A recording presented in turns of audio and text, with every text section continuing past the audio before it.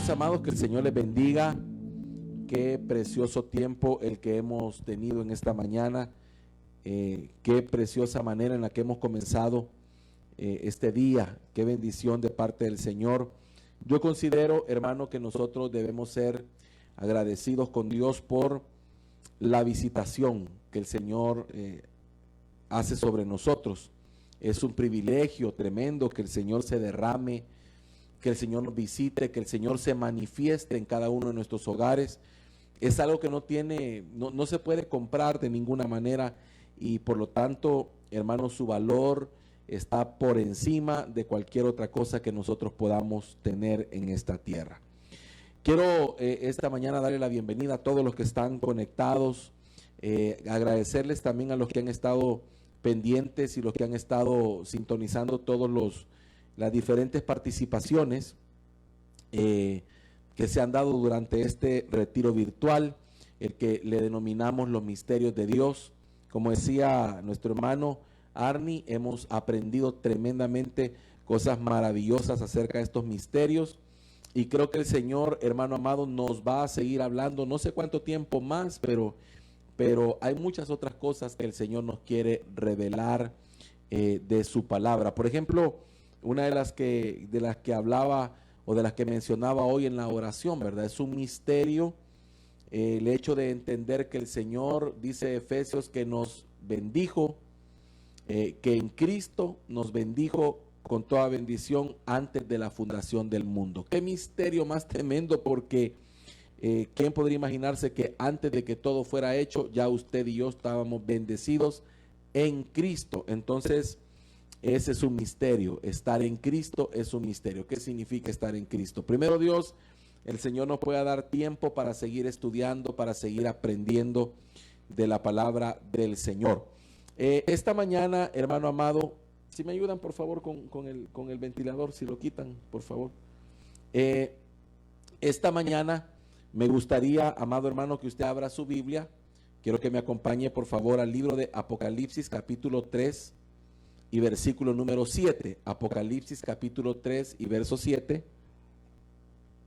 En adelante, el tema con el que quiero ministrar esta mañana es la iglesia fiel. Quiero hablar, hermano amado, continuar un poco con el misterio de las 7 estrellas y los 7 candeleros.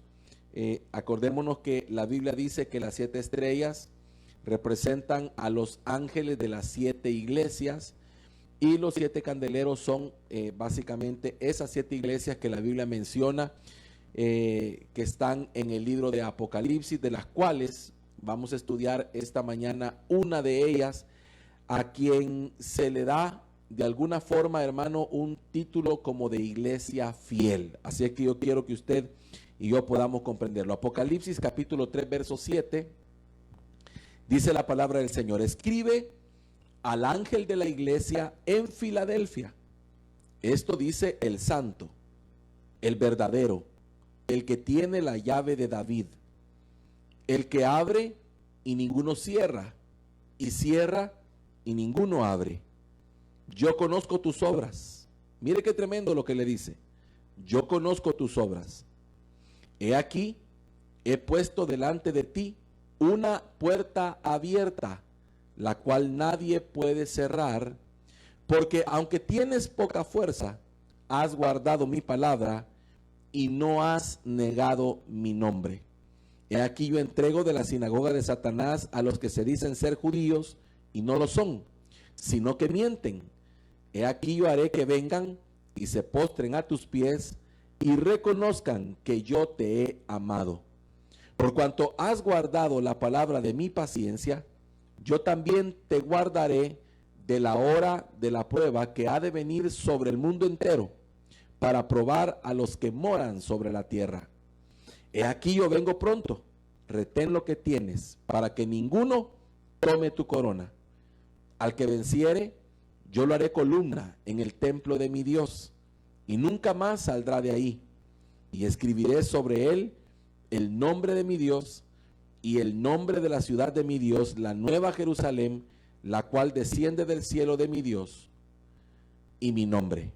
El que tenga oído, Oiga lo que el Espíritu dice a las iglesias. Amén.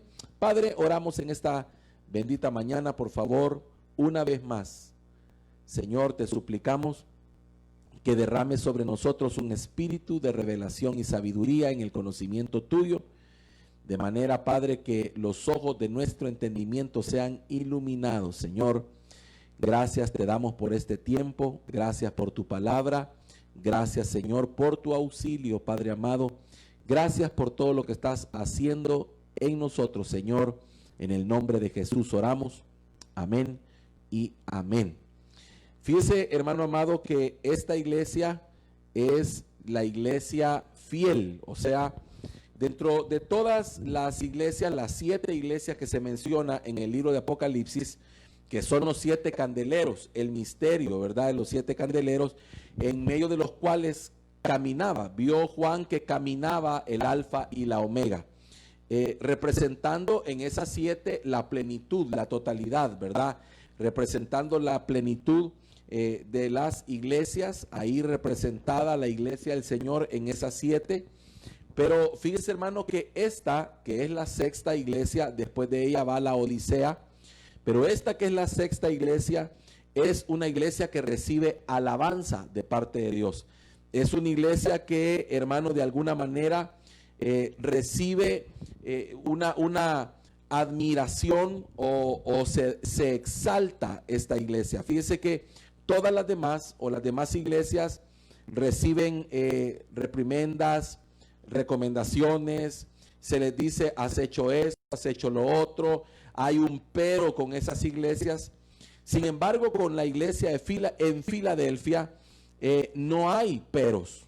En la iglesia de Filadelfia lo que hay, hermano, es una exaltación. Lo que hay, hermano, sobre ella es una alabanza que nos indica entonces que esta es el modelo de iglesia que el Señor, hermano, está buscando, o es una iglesia que ha dado una estatura, es una iglesia que ha alcanzado una condición o una característica que le permite, hermano amado, que le permite, número uno, ser alabado, pero la otra que me llama la atención es que le permite, hermano, ser guardada de la hora de la tribulación, es decir, le permite, hermano, que Dios, a consecuencia de su andar, a consecuencia de la estatura que ha alcanzado, a consecuencia, hermano, de las características que la conforman, alcanza a ser guardada de la hora de la tribulación. Y eso es tremendo. Yo quiero que lo podamos ir viendo y que esta mañana se nos abran los ojos aún más en cuanto a algunas cosas que hermano, tradicionalmente se nos enseñaron de quizá a medias, como por ejemplo el hecho, hermano, de enseñar que el arrebatamiento de la iglesia es para todo mundo, o sea, o el arrebatamiento es para todo mundo, o que todos los salvos van a ser salvos por vía del arrebatamiento, y lo cual, hermano, nosotros encontramos en la misma palabra del Señor que no es así, que hay un grupo, hermano, que le tocará atravesar la tribulación para lavar sus vestiduras, ¿verdad? Porque no las lavaron antes de eso, y entonces es un grupo que va a ser salvo, que va a alcanzar salvación o que va a ser salvo, pero va a ser salvo en la tribulación. Y hay otro grupo como el de esta iglesia Filadelfia que le están diciendo que va a ser guardada de la tribulación. Son dos cosas diferentes. Por ejemplo, yo se lo puedo poner más claro. Por ejemplo, hermano, usted puede ver que hay un Enoc que fue arrebatado, que fue traspuesto, dice la Biblia, y que no vio muerte, sino que fue traspuesto, y ese Enoc fue levantado antes que el diluvio viniera. Y hermano, eso significa que Enoc fue guardado del diluvio. Y usted encuentra otra figura en Noé, que es guardado en el diluvio, ¿verdad? Entonces hay dos grupos. Usted se da cuenta, hermano, es tremendo, porque una cosa es ser guardado de y otra cosa es ser guardado en. Son dos cosas diferentes. Ahora, veamos, hermano, algunas cosas que son interesantes y que se convierten en características de esta iglesia fiel, que yo creo, hermano amado, que Dios nos está llamando a nosotros a dar ese paso o a dar esos pasos necesarios para convertirnos o llegar a esa estatura, hermano amado. Es que tenemos que dar esa estatura, y por supuesto, hermano, que todo tiene que ver con la misericordia de Dios y con la obra del Espíritu Santo en nosotros, de la manera que nosotros disponemos nuestro corazón para que Él obre en nuestra vida y nos ayude a llegar ahí. Entonces, en el capítulo 3, verso 8, el verso 8 específicamente, el Señor le dice algo tremendo a esta iglesia. Le dice: yo conozco tus obras. Y eso se lo dice, hermano, prácticamente casi a todas las iglesias. Yo conozco tus obras. Y ahí lo que le está diciendo, hermano, es algo que a nosotros nos debe de alguna manera alegrar, pero también nos debe preocupar. Fíjese, ¿cómo puede ser que una misma cosa nos alegre y nos preocupe? Bueno, me alegra porque Él sabe lo que hago. Eso me alegra, porque mis obras no están ajenas al Señor. Es decir que si usted y yo, hermano, estamos haciendo algo para Él, hermano, alegrémonos porque Él lo sabe. Es decir, si usted está haciendo cosas buenas, guiado por el Señor, si usted, hermano, está trabajando en la obra, si usted, todo lo que usted está haciendo para Él, alégrese porque Él lo sabe. Pero también me preocupa porque significa entonces de que Él conoce mi caminar. Y lo que esta palabra o esta frase, yo conozco tus obras, significa es: conozco tu conducta. Fíjese, hermano, oiga, hay otra traducción que dice: conozco tu comportamiento. O sea, Él sabe cómo nos comportamos. Él sabe nuestra conducta. O sea, nuestro testimonio. Y fíjese que esto me habla, hermano, primeramente de que Él conoce de mí lo que otros no conocen. Y Él conoce de ti lo que otros no conocen. O sea que, hermano, aquí nos desarma la palabra porque nos hace entender que el Señor, hermano, está pendiente, está enterado de todo lo que hacemos y conoce perfectamente nuestra manera de andar. Hermano, sabe cómo caminamos, Él sabe lo que hacemos, Él sabe, hermano amado, todo en relación a nosotros. Y por eso nosotros debemos de comprender y siempre, hermano, estar con el entendimiento de que nosotros hacemos lo que hacemos no delante del hombre, sino delante de Dios. Por eso, hermano, es tan profunda esa declaración que hacía el profeta Elías, por ejemplo, cuando decía: vive Jehová en cuya presencia estoy. O sea, hermano, el entendimiento de que en todo momento los ojos del Señor están puestos sobre nosotros. Cuando nadie te ve, cuando nadie me ve, Él sí me está viendo. O sea que delante de los hombres, hermano, de alguna manera podría ser fácil mantener una imagen. Pero aquí no está hablando que, hermano, esta iglesia tenía buen testimonio delante de los hombres, sino que aquí está hablando que el Señor, o sea, el que todo lo ve, el santo, así se presentó, el verdadero. Fíjese que Él le dice: yo conozco tus obras, yo conozco tu conducta, yo conozco tu comportamiento. O sea, en pocas palabras le está diciendo: yo sé quién eres.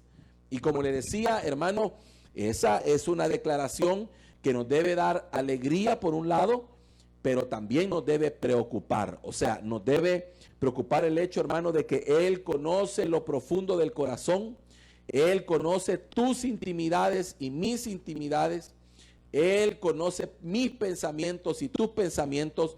Él conoce, hermano, a aquellas cosas que nadie sabe de nosotros. Él sí las conoce. Entonces, eso nos debe a nosotros poner en perspectiva el hecho, hermano, de que esta es una iglesia que el Señor conocía sus obras, su caminar, su andar, su comportamiento, lo había examinado. ¿Se acuerda cuando le decía yo que Juan en la visión, hermano, cuando oye la voz y él vuelve a ver, se da cuenta que el alfa y la omega, el que andaba vestido, hermano, con vestiduras que llegaban hasta sus pies y ceñido con un cinto de oro, dice la Biblia, y su cabello era blanco y todo, dice que lo vio que caminaba en medio de los 7 candeleros. O sea, hermano, que todo el tiempo el Señor está caminando en medio de su iglesia y la está observando, la está viendo. O sea, la conoce, hermano. El Señor nos conoce perfectamente. Y por eso yo quiero decir una cosa tremenda.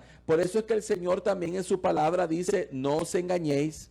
Dios no puede ser burlado. O sea, a Dios no lo podemos engañar. Usted puede engañar al hombre. Fíjese que dice la Biblia, ¿verdad? No he visto justo desamparado, dice, ni su simiente que mendigue pan.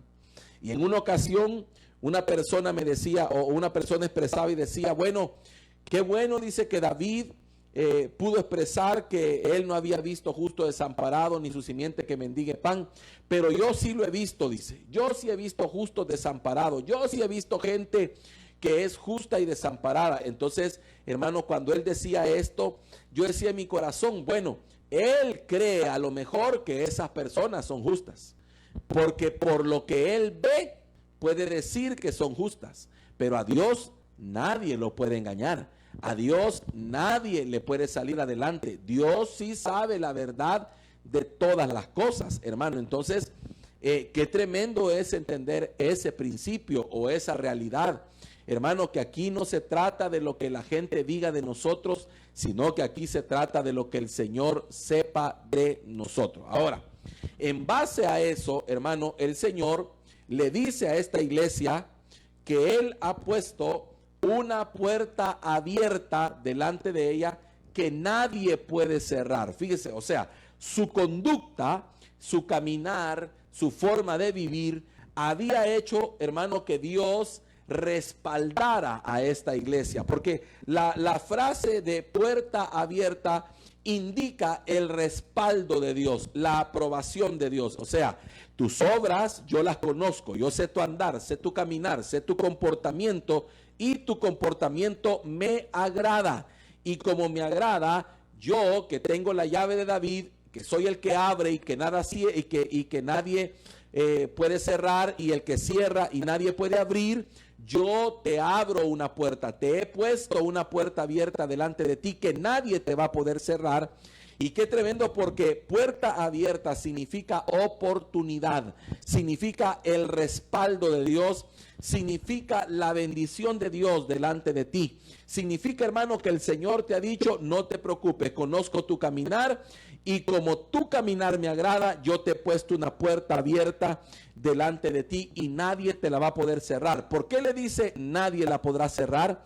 Porque el Señor sabe perfectamente, hermano, que el trabajo del enemigo es intentar cerrarnos aquellas puertas que Dios nos ha abierto, pero el mismo Señor da la promesa y dice, no te preocupes, que esa puerta no se mantiene abierta por tus fuerzas, sino que soy yo el que la mantiene abierta y el que evita que te la cierren. Mire qué tremendo, hermano. Es que cuando tu trabajo es agradar a Dios, cuando tu preocupación o tu ocupación, mejor dicho, es agradar a Dios y luchar por caminar de la mejor manera delante del Señor, no te preocupes, porque Él va a respaldar lo que hagas. Él te va a abrir puerta. Él, hermano, va a abrir una puerta que nadie te va a poder cerrar, porque las puertas que Él abre, nadie te las puede cerrar. Entonces, hermano, qué tremendo es que Él te diga, yo soy el que tiene la llave de David. Yo soy el que abre. Hermano, yo no sé a quién Dios le está diciendo que esa puerta que Dios te abrió, nadie te la va a poder cerrar. La puerta que Dios te abrió, ni el diablo, ni el infierno, ni el hombre te la va a poder cerrar, porque fue Dios quien te la abrió. Así como también las puertas que Dios te ha cerrado, nadie la va a poder abrir. ¿Por qué? Porque Él es el que tiene la llave de David, el que abre y ninguno cierra, y el que cierra y ninguno abre. Qué poderoso es eso. Entonces, veo yo aquí una enseñanza tremenda, porque significa que esta iglesia fiel tenía el respaldo de Dios, todo el respaldo, hermano, divino, tenía toda la aprobación. Ahí está la puerta abierta, haz lo que tú quieras. Fíjese que entonces puedo comprender de que en el reino de Dios, la forma de prosperar, de avanzar, de progresar, la manera de tener victoria es siendo fieles. O sea que la manera de prosperar en el reino, la manera de progresar en el reino y de mantener las bendiciones es siendo fieles. Por eso es que la Biblia dice que al que es fiel en lo poco, en lo mucho lo pondrán. Ahora, mire, vamos viendo las características o vamos viendo algunas cosas importantes con esta iglesia. La primera, conozco tus obras. Yo camino en medio de ti, te observo, te conozco, conozco tu andar, tu testimonio, tu comportamiento, tu conducta. Te oigo cuando nadie te oye, porque fíjese, hermano, que usted, esto es como cuando alguien, ¿verdad?, delante de usted, sí, ¿verdad?, le hace buena cara y sí, no se preocupe lo que usted diga, pero allá en lo secreto murmura, allá en lo secreto se queja, allá en lo secreto dice, ya no aguanto, yo ya no quisiera estar aquí, allá en lo secreto. Entonces, hermano, la persona como no te ve en lo secreto, vea, cree y confía que como tú le haces buena cara, entonces piensa que tú estás bien con ella. Pero el Señor, que ve todo y conoce tu andar, Él te ve que allá en lo secreto estás murmurando, en lo secreto estás hablando lo que no es, que en lo secreto te estás comportando incorrectamente. Entonces, hermano, qué tremendo. Pero como Él conocía que esta iglesia de Filadelfia conocía su andar y su andar era aprobado, entonces le abre una puerta la cual nadie le puede cerrar. Y luego le dice algo tremendo. Le dice, porque aunque tienes poca fuerza, fíjese qué tremendo. Esta iglesia Filadelfia, cuando usted estudia un poco, se da cuenta que esta iglesia no era una iglesia hermano, poderosa en el sentido humano. No era una iglesia que tenía todos los recursos humanamente hablando. Tenía el respaldo de Dios y eso es más que suficiente y todavía mejor que todo lo que el mundo puede ofrecer. Pero una iglesia de poca fuerza, no era una iglesia numerosa, tampoco era una iglesia, hermano, digámoslo así, como influyente, ¿verdad?, dentro de la sociedad. Era una iglesia, hermano, que en lo humano parecía pequeña, en lo humano parecía insignificante. Era una iglesia que al ojo del hombre era irrelevante, pero a los ojos de Dios era de alta estima. Era una iglesia que contaba con el respaldo de Dios, contrario a la iglesia de la Odisea, que es la iglesia siguiente, que ella se cree, dice que se ha enriquecido, que de nada tiene necesidad y que se jacta de tener, ¿verdad?, lo que humanamente muchos quieren alcanzar. Pero a esa iglesia Dios le dice, no te das cuenta que tú eres pobre, desventurada, que estás ciega y que estás desnuda. O sea que, hermano, qué tremendo es que Dios no ve como el hombre ve. Por eso yo quiero decirle a usted, mi amado hermano, que usted no debe medirse como el mundo mide. O sea, la iglesia del Señor no debe ser medida bajo los parámetros que el mundo aplica. Porque, por ejemplo, hermano, usted puede encontrar a una persona, fíjese bien, puede encontrar a una persona que posiblemente no esté pasando su mejor temporada, posiblemente está pasando aflicciones, posiblemente está pasando por momentos a lo mejor difíciles de batalla y esto por allá, pero esa persona, hermanos, se está manteniendo fiel y esa persona tiene está siendo mirada por Dios y está en estima del Señor. Y por otro lado, usted puede estar viendo a un creyente tibio, a un creyente, hermano, con una vida medio, ¿verdad? Y que no está pasando ningún problema y ninguna tribulación, pero Dios lo está viendo desventurado, pobre, desnudo y ciego. Entonces, mire qué tremendo. Sin embargo, el ojo del hombre, sin discernimiento, pensaría que el primer ejemplo que te puse, ¿verdad?, el hombre que está pasando prueba, a lo mejor ese hombre anda mal. Y el otro que no está pasando problema, a lo mejor ese hombre anda bien. ¿Se da cuenta cómo es de tremendo esto? Por eso, hermano, necesitamos el discernimiento espiritual para entender todas las cosas. Ahora, aunque tienes poca fuerza, es decir, hermano amado, ¿cuántas congregaciones hay que ni se conocen? ¿Cuántas congregaciones, hermano, me voy a incluir ahí, cuántas congregaciones habemos, hermano, que no tenemos influencia ni en la política, ni en lo social, hermano, y no tenemos, ¿qué le puedo decir yo? Reconocimiento humano. ¿Cuántas congregaciones habremos, hermano, que luchamos, ¿verdad? Por salir adelante, hermano, y que en lo humano tenemos poca fuerza. Y que a lo mejor en algún momento nos hemos podido sentir pequeños, nos hemos podido sentir de alguna manera insignificantes, nos hemos podido sentir y decir, Señor, ¿verdad? Y nos comparamos, pero el Señor dice, no te preocupes, porque aunque tienes poca fuerza, ahí vienen las demás cosas, le dice, has guardado mi palabra, no has negado mi nombre. O sea, ahí están las cosas importantes. O sea, hermano, yo quiero decirle, aunque voy a tratar de usar algunas cosas, aunque no lo son todo, pues, pero le está diciendo a esa iglesia, aunque no tienes edificio, aunque no tienes construcción, aunque no tienes nada propio, aunque no tienes canales de televisión, aunque no tienes pompa de nadie, aunque no eres conocido, pero no te preocupes, no es eso lo que me importa. Lo que me importa es que aunque no tienes eso, has guardado mi palabra y no has negado mi nombre. Son dos cosas tremendas, hermano amado, que el Señor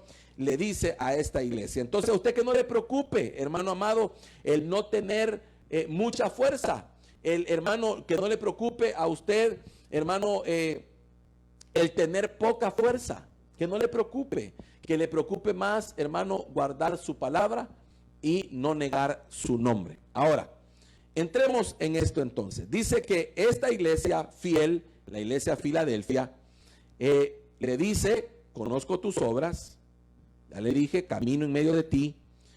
Número 2, le dice, te he puesto una puerta abierta que nadie te puede cerrar. Número 3, sé que tienes poca fuerza. Y número 4, entonces le dice, has guardado mi palabra. Y aquí es donde yo quiero, hermano, quizá ahondar, porque esta es la parte o una de las partes medulares que caracterizan a una iglesia fiel. Fíjese, hermano, que una iglesia fiel es aquella que su énfasis, ¿qué le puedo decir yo? Su prioridad, su mayor deseo es obedecer la palabra, o mejor dicho, su mayor énfasis es vivir la palabra que predica. Hermano, es que qué tremendo es el hecho de que el Señor, hermano, nos haga entender que la iglesia fue diseñada para vivir en la palabra de aquel que la fundó, de aquel que la edificó. Fíjese, hermano, que cuando dice, has guardado mi palabra, la palabra guardar en el original es la palabra tereo, que significa obedecer. Pero además de eso, significa, oiga esto, retener, significa conservar, significa proteger. Entonces, aquí se está hablando de dos cosas.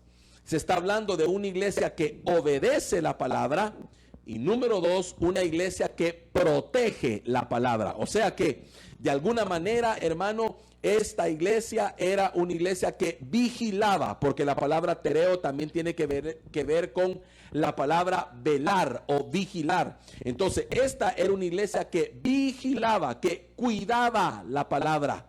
¿Se da cuenta, hermano amado, que cuando nosotros los ministros decimos que hay que ser celoso con el púlpito, tenemos razón? Cuando hablamos, hermano amado, acerca de que no podemos nosotros confiarnos o ceder la responsabilidad que Dios nos ha dado a nosotros como el ángel de la iglesia, como el mensajero, no podemos ceder esa responsabilidad, hermano, de forma irresponsable, sin saber a quién se le está cediendo, sabiendo, hermano, lo que la Biblia dice, que la iglesia fiel es la que protege la palabra, la que cubre la palabra, la que vela, la que vigila. Hermano, qué tremendo, porque fíjese que cuántas congregaciones en el camino se han perdido o se han desviado de la verdad porque no protegieron, no cubrieron la palabra, no guardaron la palabra. Y entonces el enemigo logró entrar con herejías, con engaños, con mentiras, con doctrinas de error, con doctrinas, hermano amado, de hombre, y entonces desvió la palabra. Entonces, esa congregación no guardó la palabra. no vigiló por la palabra. Veamos un poco más para que usted lo pueda discernir en este día. Entonces, lo que debe caracterizar a la iglesia fiel es la obediencia a su palabra, o sea, a la palabra de Dios. Y eso significa que esta iglesia habían permanecido fieles al mensaje del evangelio, sin alterar su contenido, ni permitir que enseñanzas o herejías que a su alrededor se movían le afectaran. Por ejemplo, hermano, la iglesia fiel es aquella que discierne, es aquella, hermano, que escudriña, es aquella que de verdad mira y vela para que ninguna herejía se meta a ella. Por ejemplo, como usted puede ver, hermano, hoy en día hay un intento del enemigo por meterse dentro de la iglesia sutilmente. Fíjese que yo ayer estudiando veía este ejemplo. Si alguien quiere darle veneno, por ejemplo, a un perro le quieren dar veneno, entonces viene alguien, vea, y agarra el cianuro, por ejemplo, si ese fuera el caso, agarra el cianuro y se lo da. El perro no se lo va a comer porque sabe que es veneno, porque no es atractivo para él. Pero si ese cianuro lo mezclan con carne, el perro se lo va a comer, porque el perro olfatea la carne y se lo come sin saber que ahí en medio va el cianuro. Entonces, igual es una herejía. Una herejía es una mentira, es un error que viene, hermano, dentro de una aparente verdad. O sea, una herejía, hermano, es una verdad que se tuerce. Y qué tremendo, hermano, porque así se han metido muchas cosas dentro de la iglesia, que no ha vigilado y que no ha velado, hermano amado, con celo verdadero por guardar su palabra. Mire qué impresionante, porque usted puede ver que hay intentos de todos lados. La nueva era queriéndose meter dentro de la iglesia, ¿verdad? Con todos sus conceptos. De repente otro tipo de ideologías queriéndose meter, hasta política queriéndose meter dentro de la iglesia, queriéndose meter cuestiones de otras religiones dentro de la iglesia, cuestiones, hermano amado, de humanismo, de un montón de cosas. De hecho, hermano, he escuchado yo hasta muchas veces, con el perdón que merecen mis consiervos, pero he escuchado muchas veces, hermano, pastores haciendo referencia en sus prédicas de frases que mencionaron personas que ni siquiera eran creyentes y que las ponen casi a la altura de la palabra del Señor. Palabras que, por ejemplo, mencionó Gandhi, cosas por el estilo, las quieren poner casi a la altura de las escrituras. Y qué tremendo, hermano, es que no estemos velando. Velando significa, hermano, despierto. El que vela es que está despierto, es que está pendiente, hermano, de que el enemigo no se meta. Entonces, esta iglesia tenía esa característica. Habla de pureza. ¿Por qué? Porque la pureza es ausencia de mezcla. ¿Se acuerda que el candelero, ayer hablábamos que era de oro puro? O sea, sin mezcla. La pureza tiene que ver con que no hay mezcla. Entonces, ¿qué tenemos que velar nosotros? En no estar mezclados, que no se nos meta en lo que predicamos, en la palabra que aguardamos, en la palabra que vivimos. No tiene que haber nada que no provenga de afuera. O sea, no debe existir fuego extraño. Yo por eso, hermano, siempre he sido como que muy celoso en el sentido de pensar que lo que no viene de la escritura debe ser desechado. O sea, lo que no tiene fundamento en la escritura debe ser desechado. ¿Por qué? Porque la palabra es la única fuente de autoridad. Hermano, fíjese que aún, hermano, la escritura menciona que tenemos la palabra profética más segura. ¿Cuál es la palabra profética más segura? La palabra de Dios, la Biblia, la palabra escrita. Ahí tenemos la más segura. Amén.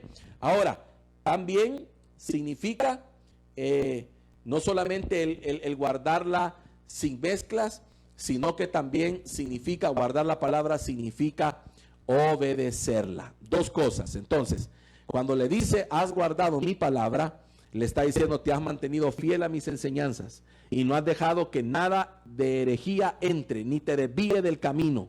Pero aparte de eso, has sido fiel en que la pones por obra, o sea, la obedeces, la cumples. Qué tremenda, las dos cosas que le están hablando aquí a esta iglesia. Ahora, aquí encuentro yo, hermano amado, una verdad impresionante para la iglesia del Señor, y es que ¿cómo alguien puede guardar la palabra que no conoce?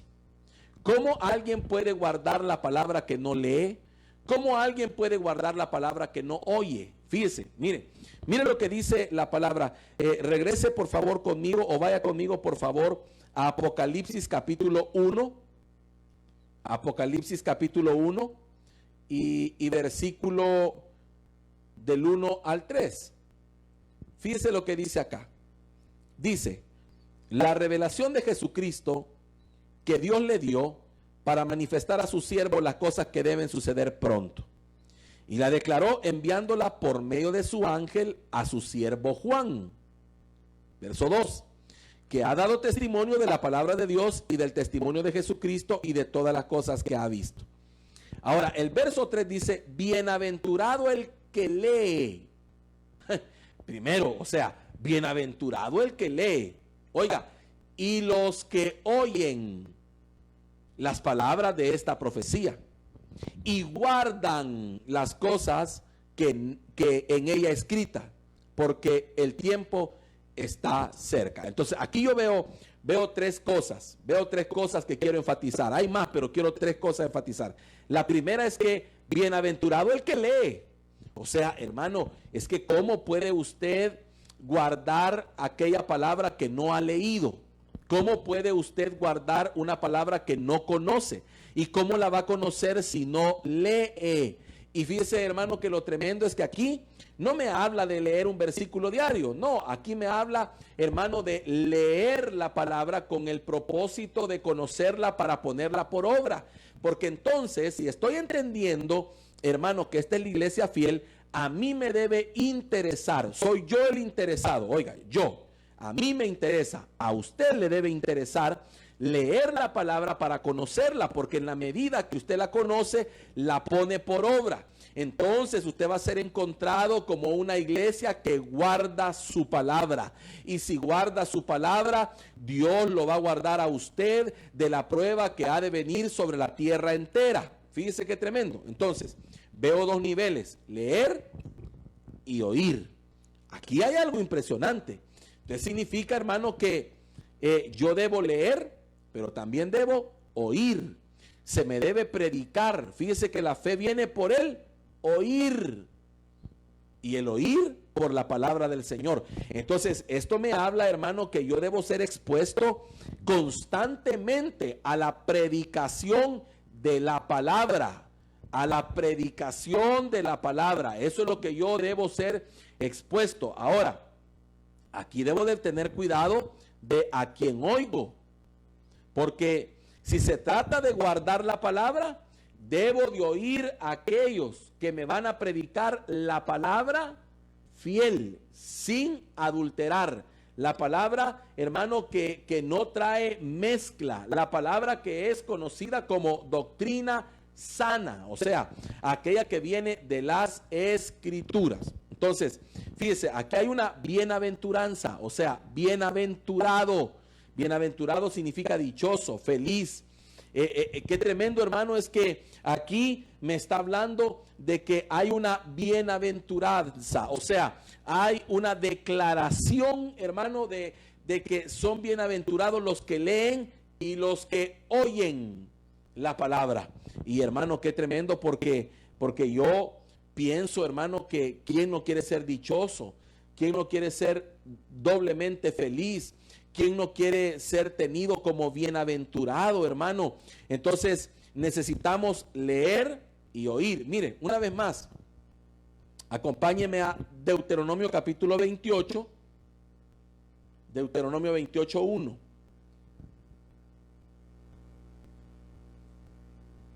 Fíjese qué interesante esto, porque usted necesita comprender ahora que no se puede librar y decir, bueno, yo como no sabía. No, ¿sabe por qué? Porque la pregunta del Señor sería, ¿y por qué no sabes? ¿Por qué no sabes? ¿Porque no lees?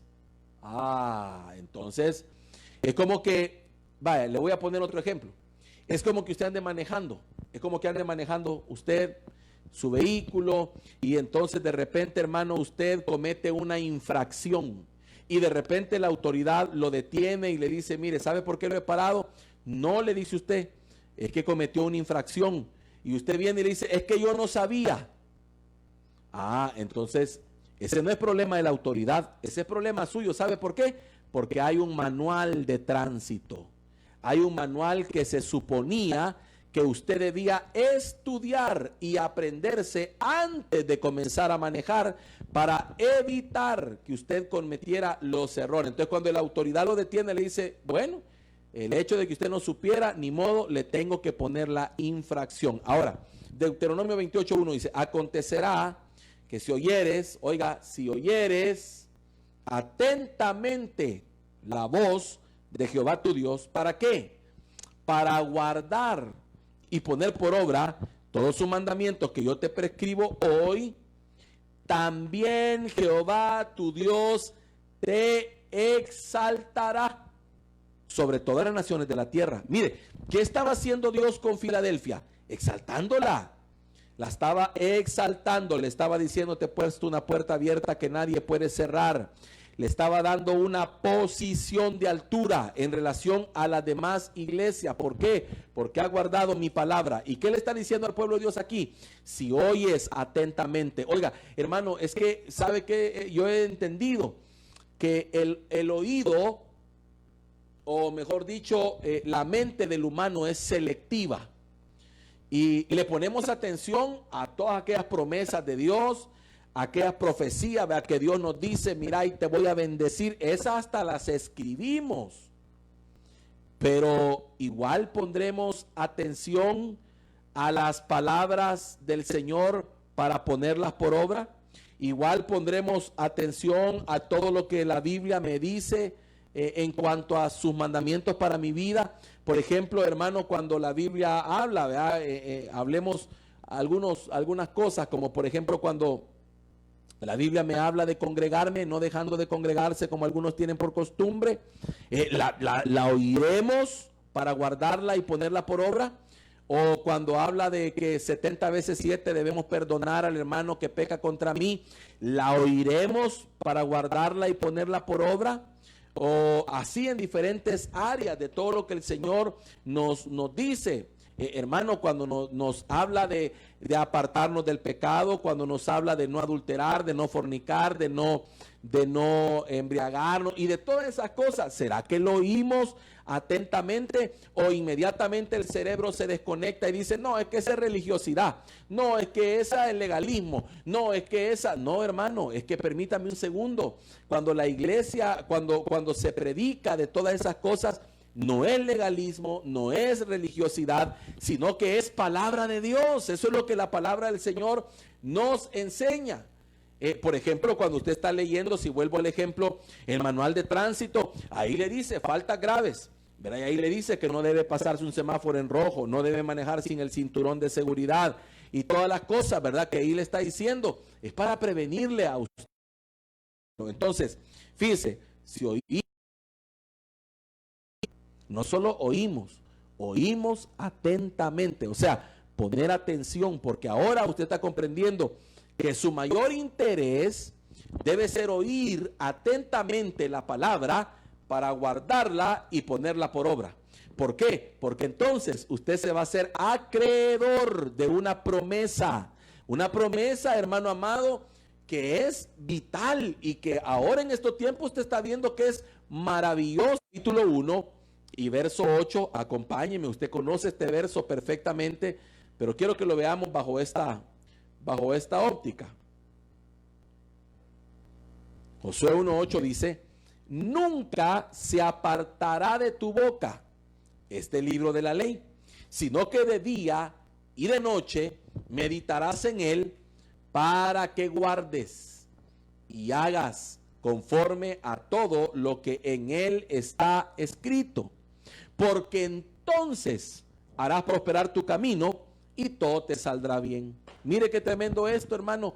O sea que aquí me habla de que el verdadero esfuerzo del creyente, hermano, debe ser por guardar y poner por obra la palabra. Hermano, es que, ¿cómo? Pero mire, veamos aquí, lo que le dicen a Josué es, Josué, no puede, se lo voy a tratar de hacer esta comparación o esta análisis. No puedes guardar ni tampoco hacer conforme a lo que está escrito si primero no meditas en esta palabra de día y de noche. Y para meditar en ella, primero tienes que haberla leído o escuchado. Entonces significa, mire lo que está diciendo aquí cuando le dice, en ella meditarás de día y de noche. Esto es como cuando hemos hablado, hermano, de esos animales rumiantes, que la comida, hermano, que recibieron, de repente la vuelven a masticar, regresa a su boca y vuelve a rumiarla. Eso es lo que pasa, hermano, con el creyente que ama la palabra, con el creyente que se deleita en la palabra, con el creyente, hermano, que recibe la palabra, pero no es que solamente fue a la iglesia, oyó la palabra y ya se le olvidó. No, hermano, sino aquel creyente que fue, recibió la palabra y esa misma palabra la medita de día y de noche y dice, de verdad que Dios me habló, voy a poner por obra lo que Dios me habló ahora, voy a poner por obra la enseñanza, voy a poner por obra este principio, voy a poner por obra lo que Dios me está hablando, y empezar a meditarlo, o sea, a mantenerlo presente. No importa que se te predicó ayer, pero hermano, a veces hay creyentes que si usted les pregunta, mira, 2 días después, ¿y de qué te predicaron? Ya ni se acuerdan, hermano. Y empiezan a decir, espérame, quiero ver, es que me acuerdo, espérate, ya voy a ver. Hermano, significa que esa persona no medita de día y de noche. Es que la palabra debe ser nuestro todo. ¿Por qué? Porque la palabra va a traer prosperidad a tu vida. La palabra va a hacer que prosperes. Y dice la palabra, entonces harás prosperar tu camino y todo te saldrá bien. ¿Se da cuenta qué promesa más maravillosa la que le están haciendo a una iglesia fiel que guarda su palabra? Hermano, otra bendición. Dice la palabra del Señor, Deuteronomio 28:13, te pondrá Jehová por cabeza y no por cola, y estarás encima solamente y no estarás debajo, si obedeces los mandamientos de Jehová tu Dios, que yo te ordeno hoy, para que los guardes y los cumplas. Imagínense qué promesa, serás cabeza y no cola. Ahora, otra más, mire Jesucristo lo que dijo. Juan 8:51, hermano, le da una promesa que usted la tiene que agarrar, hermano, y esto le tiene que cambiar la vida, porque si usted lo abraza, su manera de vivir va a cambiar, su manera de ver el evangelio va a cambiar. Mire, dice, de cierto os digo, 2 veces, de cierto os digo, que el que guarda mi palabra nunca verá muerte. Imagínese qué tremendo eso, hermano. Hermano, usted está comprendiendo a qué es lo que la mayoría de personas le temen. ¿No es a la muerte? ¿No es a la muerte, hermano, o no es el temor a la muerte lo que esclaviza a la mayoría en el mundo? ¿No es el temor a la muerte lo que subyuga, hermano, a la mayoría? Qué tremendo es que el Señor está diciendo, pero miren, de cierto os digo, que el que guarda mi palabra, dijo Jesús, nunca verá muerte. Y mire, hermano, yo me pongo a pensar con todas estas promesas, hermano amado, y muchas veces tenemos en poco la palabra. Y a veces, hermano, aún la palabra que conocemos, no la practicamos. Aún la palabra que conocemos, no la obedecemos. Eso es más grave todavía. Ahora, mire esto. Juan 14:21. Juan 14:21 dice, el que tiene mis mandamientos y los guarda, ese es el que me ama. Y el que me ama será amado por mi Padre, y yo le amaré y me manifestaré a él. Ahora, aquí, hermano, yo quiero decirle algo. Entonces estoy entendiendo que eso de que Señor, yo te amo y levanto mis manos, pero no guardo su palabra, como que no es muy congruente. O sea, debemos irnos quitando ya, hermano, de aquí, de la cabecita y del corazón ese concepto de que yo amo a Dios, pero vivo como yo quiero. Yo amo a Dios, pero no guardo su palabra. Yo amo a Dios, pero no la obedezco. Mire lo que dice aquí. El que tiene mis mandamientos y los guarda, es el que me ama. Ese es el que me ama. Es como que si estuviera diciendo el Señor, miren, ¿quieren saber quién es el que me ama? ¿Quieren saber realmente cómo descubrir a alguien que me ama? Bueno, el que me ama es el que tiene mis mandamientos, o sea, los conoce y los guarda. Entonces, y aparte de eso dice, y el que me ama a mí, dice el Señor, será amado por mi Padre, y yo le amaré y me manifestaré a él. Ahora está entendiendo usted, amado hermano, muchas cosas. Esa manifestación a él, ¿verdad? Me manifestaré a él. Será amado por mi Padre. Hermano, qué niveles los que se alcanzan espirituales cuando alguien decide guardar su palabra. Ahora, mire lo que dice acá. Primera de Juan 2:4. Esto es más profundo. Ahí va entrando todavía y el Señor va mostrándonos cosas más tremendas. Dice, el que dice, oiga, el que dice, yo le conozco y no guarda sus mandamientos, el tal es mentiroso y la verdad no está en él. Hermano, qué tremendo lo que dice eso. Yo me preocupo porque, hermano, y entonces cuán realmente aceptadas, recibidas, creídas serán todas esas palabras de muchos que, hermano, en un momento de adoración, en un momento, hermano, por ahí pues motivados, podemos levantar la mano y decir, Señor, yo te amo, tú sabes que yo te amo, Señor. Cuán creíbles serán esas palabras de parte del Señor cuando Él conoce mi andar, cuando Él conoce mi caminar, cuando Él conoce mi vida, cuando Él sabe quién soy. Hermano, quiere decir que el Señor dice, ¿cómo me dices que me amas y no guardas mi palabra? ¿Cómo es que dices que me amas pero no guardas lo que yo te enseño? No obedeces a mis escrituras. Se da cuenta, hermano, es que realmente esto es más de lo que nosotros hemos creído, porque nosotros hemos relacionado el amor con un sentimiento. Es que yo siento que te amo. No, es que el amor no es un sentimiento. El amor es una decisión que me lleva, hermano, a mí a vivir de una manera determinada y a comprometerme.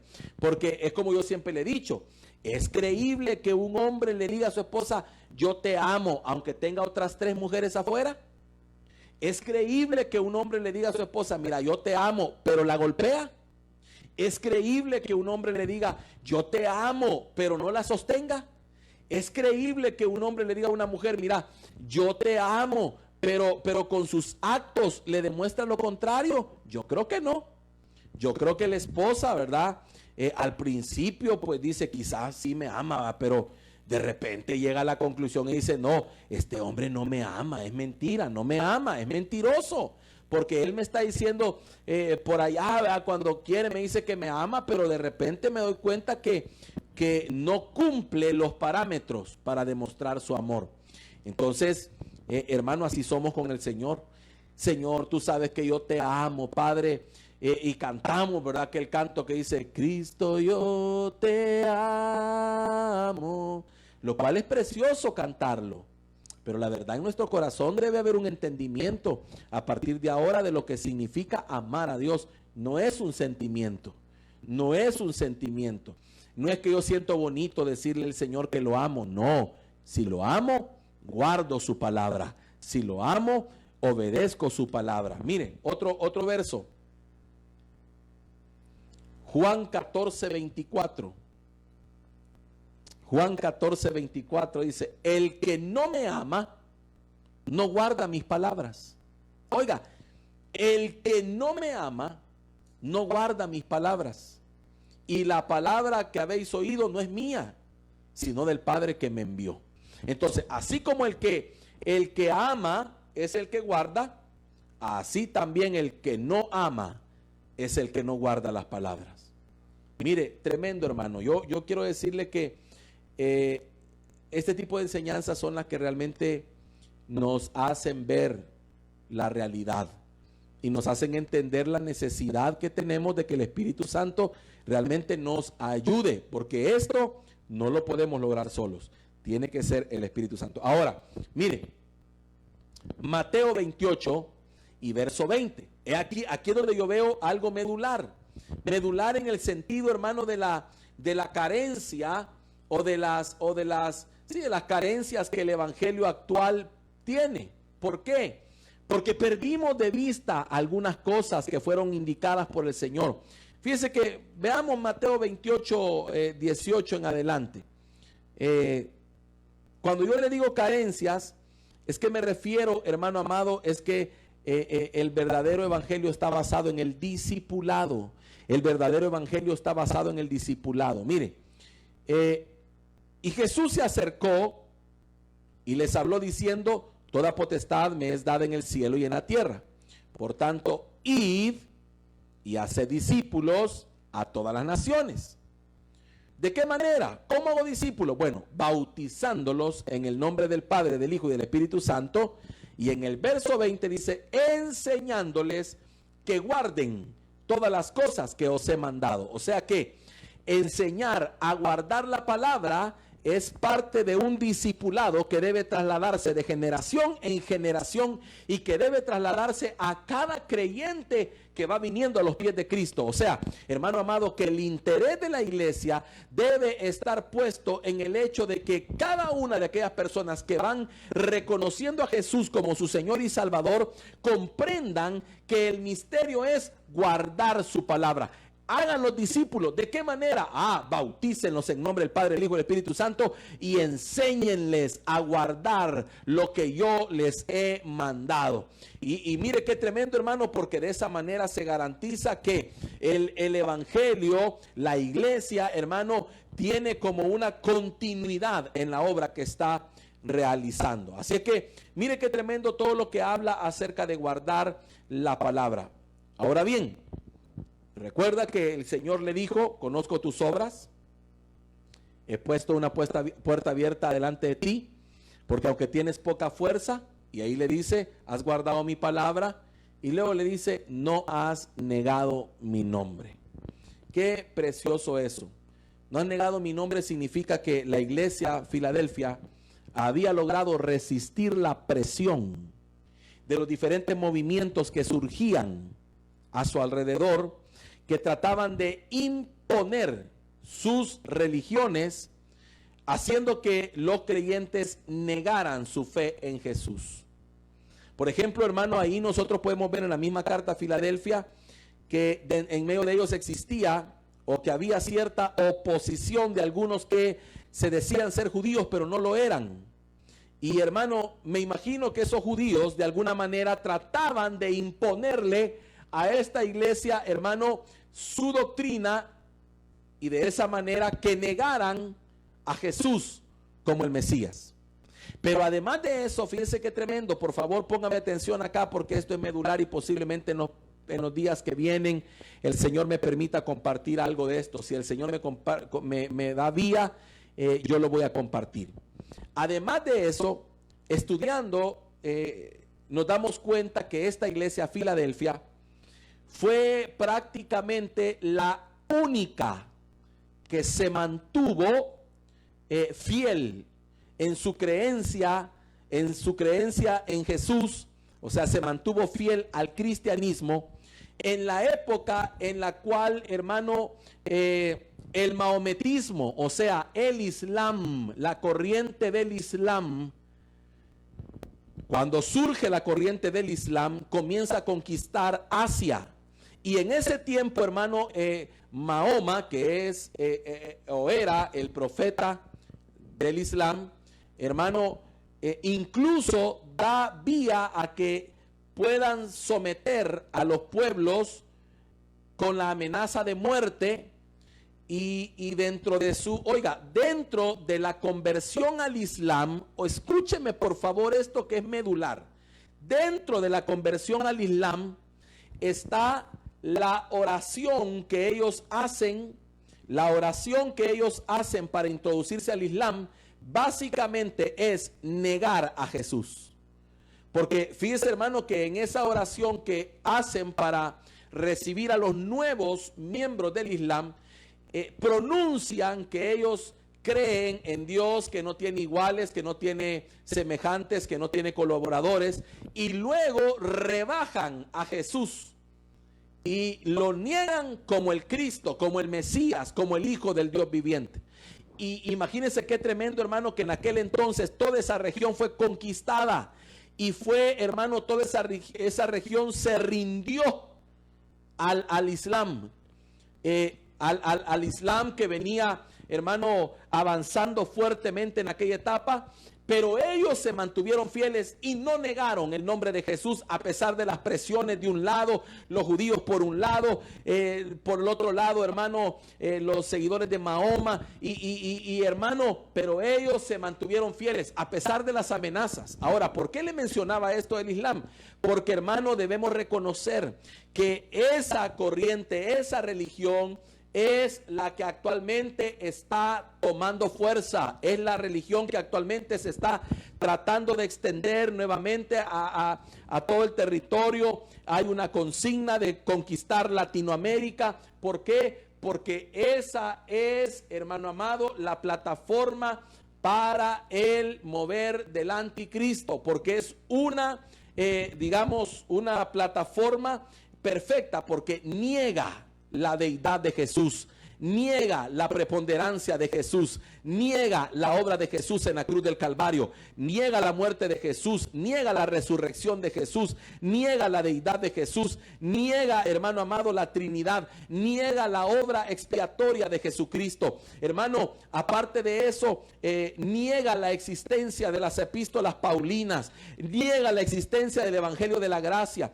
Todo eso lo niega. Y mire qué tremendo, porque ante ese escenario nosotros nos vamos a encontrar.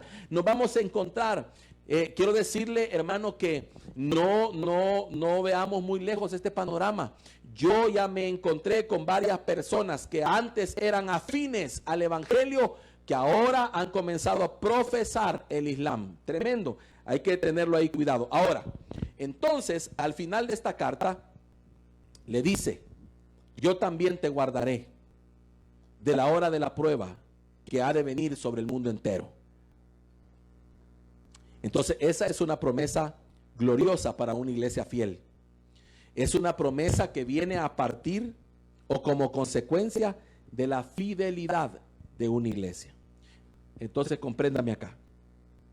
Con esto yo puedo establecer que la salvación es un regalo de Dios, pero el arrebatamiento es un premio a la fidelidad de su iglesia. Se lo repito, la salvación es un regalo de Dios, pero el arrebatamiento es un premio a la fidelidad de su iglesia. Qué tremendo, hermano, es entender esta verdad, porque nos hace entonces volver a nuestros inicios y pensar, escudriñarnos y decir: Señor, yo necesito a partir de ahora que tú encuentres en mí esa fidelidad que encontraste en la iglesia en Filadelfia, que aunque tenía pocas fuerzas, guardó tu palabra y no negó tu nombre, Señor. Padre, gracias te damos en esta bendita hora. Dios mío, recibimos tu palabra, la revelación de tu Espíritu Santo. Queremos ser, Señor amado, como esta iglesia, porque, Señor, a esta iglesia, Dios mío, tú le diste promesas maravillosas. Te guardaré de la prueba que ha de venir sobre el mundo entero. Te haré columna en el templo de mi Dios y nunca saldrás de ahí. Señor, abrazamos esas promesas.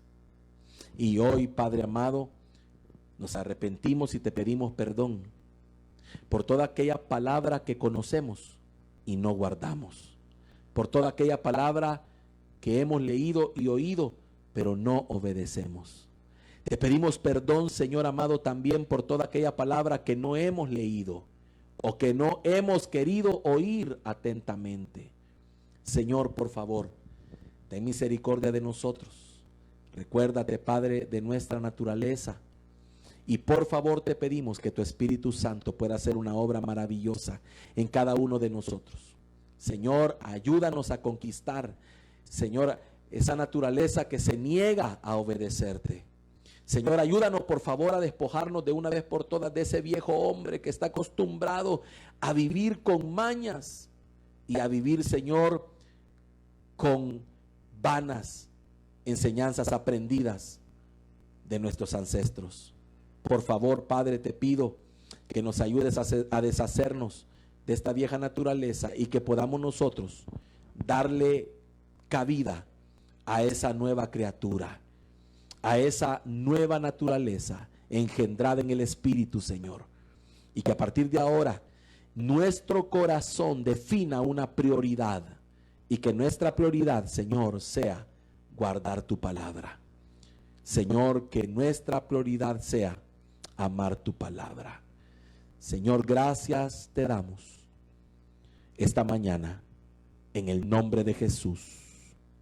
Amén y amén. Amados hermanos, ha sido una bendición para mí. Quiero recomendarle que por favor lea detenidamente el Salmo 119. El Salmo 119 es el más largo de todos y es el salmo que habla acerca de la palabra.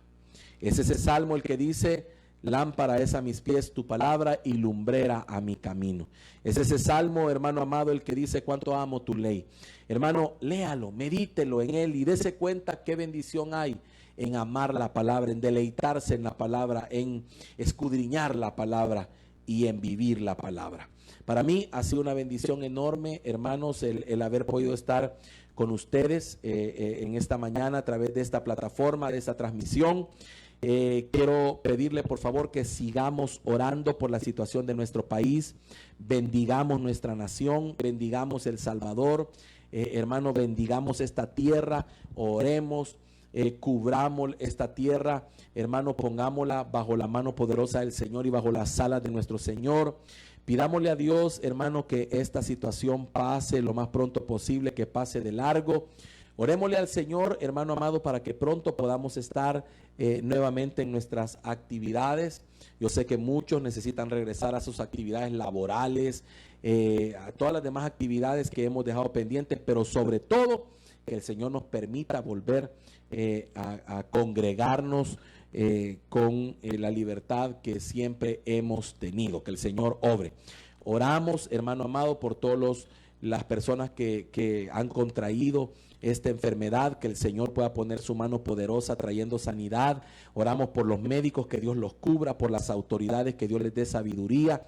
Oramos, hermano, por la economía de nuestro país y le pedimos a Dios de todo corazón, hermano, que haga una obra poderosa y que la economía no sea desbaratada, que no sea destruida.